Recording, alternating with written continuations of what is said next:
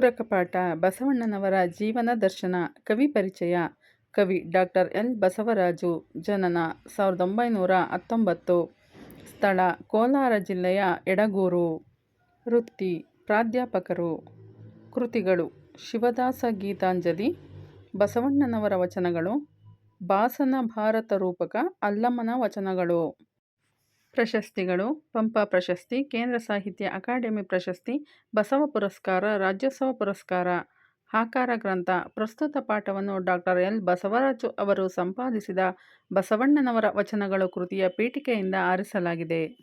ಅಭ್ಯಾಸ ಕೆಳಗೆ ಕೊಟ್ಟಿರುವ ಪ್ರಶ್ನೆಗಳಿಗೆ ಒಂದು ವಾಕ್ಯದಲ್ಲಿ ಉತ್ತರಿಸಿ.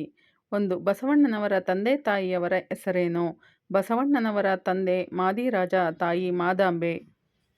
2. ಬಸವಣ್ಣನವರು ಬಾಗೇವಾಡಿಯನ್ನು ಬಿಟ್ಟು ಎಲ್ಲಿಗೆ ಹೋದರು? ಬಸವಣ್ಣನವರು ಬಾಗೇವಾಡಿಯನ್ನು ಬಿಟ್ಟು ಕೂಡಲ ಸಂಗಮನಿರುವ ಕಪ್ಪಡಿ ಸಂಗಮಕ್ಕೆ ಹೋದರು. 3. ಈಶಾನ ಗುರುಗಳು ಬಸವಣ್ಣನವರಿಗೆ ಏನು ಹೇಳಿದರು? ಈಶಾನ ಗುರುಗಳು ಬಸವಣ್ಣನವರಿಗೆ ನೀನೆಲ್ಲಿಗೂ ಹೋಗಬೇಡ, ಏನನ್ನೂ ಚಿಂತಿಸಬೇಡ, ಸಂಗಮೇಶ್ವರನಿಗೆ ಹೊಸ ಹೂಗಳನ್ನು ತಿಳಿಯಗ್ಗವಣಿಯನ್ನು ತಂದು ನಿತ್ಯವೂ ಪೂಜೆ ಮಾಡಿ ಪ್ರಸಾದ ಕಾಯಕವಾಗಿ ಸುಖವಾಗಿರು ಎಂದು ಹೇಳಿದರು. 4. ಬಸವಣ್ಣನವರ ವಚನಗಳು ಏಕೆ ಪ್ರಸಿದ್ಧವಾಗಿವೆ? ಬಸವಣ್ಣನವರ ವಚನಗಳಲ್ಲಿ ಭಾವತೀವ್ರತೆ, ಏಕಾಗ್ರತೆ ಮತ್ತು ಆತ್ಮೀಯ ಪ್ರಶಂಸನೀಯವೂ ಪ್ರಸಿದ್ಧವೂ ಆಗಿರುವುದರಿಂದ ಪ್ರಸಿದ್ಧವಾಗಿವೆ. 5. ಬಸವಣ್ಣನವರು ಬೋಧಿಸಿದ ಧರ್ಮದ ಜೀವಾಳ ಯಾವುದು?